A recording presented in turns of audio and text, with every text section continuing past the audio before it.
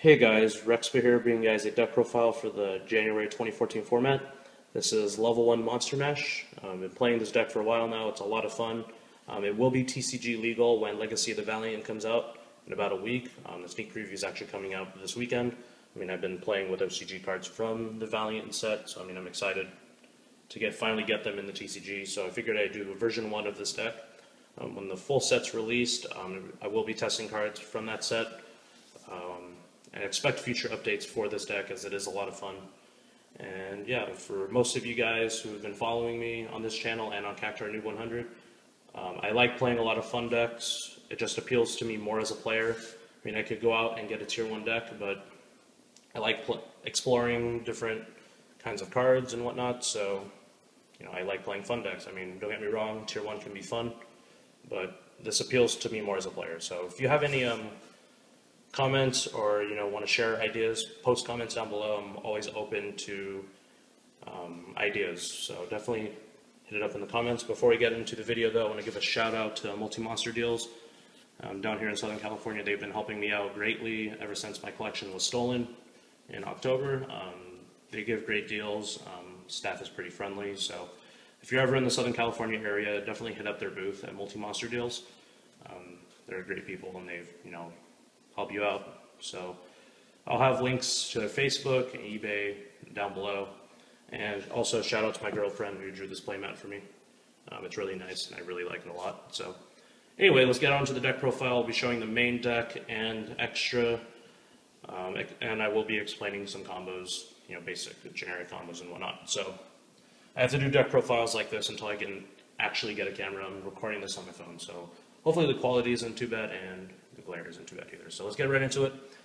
Triple Mystic Piper, triple Kinka-Byo, triple Ghostrick Lantern, triple Specter, triple Mary, triple Treeborn, triple Evil Thorn, triple Effect Veiler, triple Symphonic Warrior Basses, triple Battle Fader, double Scarecrow, double Confit, double Big One Warrior, 2 Chaos Necromancer, 1 Mad Reloader, 1 Wisel, and then Chaos Sorcerer BLS 1-for-1. Extra deck, triple Dullahan, 2 Slacker Magician, 2 Lionheart, 1 Downerd Magician, 1 Formula Synchron, 1 Mistbird, 1 Catastor, 2 Black Rose, Stardust Spark, and Scrap Dragon. So as you can see here, it is a Monster Mash deck, as I probably said a couple times already through the video. It is fully composed of level 1 monsters, minus these 3 cards here. Mystic Piper is your main draw card of this deck. He will almost always guarantee you a +1. As you can see, you play a 40 level 1 monsters unless you happen to draw these. And most people tend not to waste their Effect Veilers on this guy. Sometimes it can be detrimental, but he digs through your deck. Next to him being the most important card, I say Kinka-Byo is the most important. He gives you access to any of your level 1 monsters here except for Wisel, but that's okay. He can pull back your Mystic Pipers to allow you to draw more cards. He can pull back your Veilers if you need to Synchro, or your Symphonic Warrior Basses, as this is the main tuner of the deck. And yeah, this card just allows a lot of rank 1 plays or Synchro plays. You do play a mini Ghostrick engine here of 3 Lantern, 3 Specter, 3 Mary. These are more used for battle stoppers than anything. Lantern is more or less a pseudo battle stopper. He can stop 2 attacks efficiently, and if he were to die, it's easily replaceable by Specter. Same thing with Dullahan. If he were to die, you just special Specter and you draw a card off it. If you don't know what Ghostrick Mary does, when you take damage, either by battle or by a card effect, as long as you take damage, you can discard her to special summon any Ghostrick from the deck. More or less, you're going to special summon either a Lantern, so you have the Lantern target for Dullahan when you make it, or you're going to summon another Mary. Her defense is 1600, so it's not too bad of a body in case your opponent plays smaller monsters, but usually it just gets ran over if you summon it, so usually just go for Lantern to set up the grave. Triple Treeborn, it's a level 1, it recurs itself every standby phase because you only play the 1 spell. This again allows rank 1 plays. This deck is pretty focused on the rank 1 game. And it also can be used for Synchro fodder, which this deck does have a Synchro plays to go with it. Triple Evil Thorn, The only reason this card's in here because it allows auto rank 1 turn 1, so you can summon Evil Thorn, pop it off, burn your opponent for 300, and special 2 more copies. Usually you're going to go either turn 1 Dullahan or turn 1 Slacker Magician, which is really good. And the little burn damage is nice too. Triple Effect Veiler, with Effect Negation being so crucial this format, you might as well max out on the Veiler because you're not playing any other means of Effect Negation in terms of like Fiendish Chain or Breakthrough Skill or just any other Effect Negation. So maxing out on the Triple Veiler is good, and it's level 1, so you can hit it with Piper. Symphonic Warrior Basses play 3 of. He's your main tuner of the deck. If you don't know what he does, he manipulates his level based on the number of cards in your hand. With this deck, you usually maintain a relatively huge hand size unless somehow you don't open up Piper, which has happened before, but he level manipulates so you can actually have access to all these synchros. I don't have a level 4 or level 6, the extra deck is really tight in this deck, but more or less you find yourself going for these 4 here with the basses, or guitar heroes I like to call them, so that's why he's in there. You have your triple battle fader here. Again, he's your battle stoppers, prevent you from getting OTK'd. Same thing with Scarecrow. Both have their benefits and downfalls. You can actually, if you overlay your battle fader, it won't get banished, so that's kind of nice. Jester Confit and Big One Warrior. These cards are used to set up rank 1 plays. That's their only purpose in this deck, and can be used for synchro fodder too. With Jester Confit, you just special him in attack mode, that's it. He has no prior condition to that other than being in attack mode. He has 0/0/0, so if you special him, you're always going to go into a rank 1. That's pretty much the basis for this deck. Same thing with Big One Warrior. Usually discard dead cards like Treeborn, or if you somehow drew a second Evil Thorn, that's what you use him for. Again, it's used to make rank 1 plays. Chaos Necromancer, he's one of your primary win conditions of this deck. He gets really big. He's more of a late game bomb than anything. If you play him early game, you run the risk of him getting ran over. This deck likes to force out back row. It's that kind of game. There are some times though where you can get overwhelmed by back row. That's what a side deck is for. So with Chaos Necromancer, he can get really big really fast. Most times I tend to drop him when he is about 3k. The most I've ever gotten him up to was about 10,200, 9,900, something like that. But he can get really big, and he just runs over everything. So he's more or less your finisher. He puts big damage on the board, and that's how you efficiently, put damage on the board. There are other cards too, but we'll get into that. Mad Reloader, I absolutely hate this card. But I understand the reasoning that if you have bad hands and you open him, you can just set him. If he gets ran over, discard 2 bad cards you can't even use and draw 2 cards. So he's okay, but I personally, never see the card. And I'd rather play, another Necromancer or another Scarecrow. But, he does have a purpose.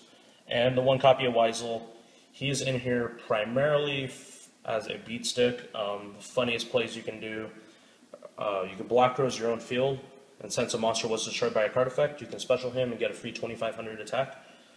He also negates spells once per turn, so that's kind of nice. And then he steals synchros, so that's kind of cool. Word of warning though, he is the only monster who can attack, so if you just have him, it's fine. If you have other monsters, then it could be a problem.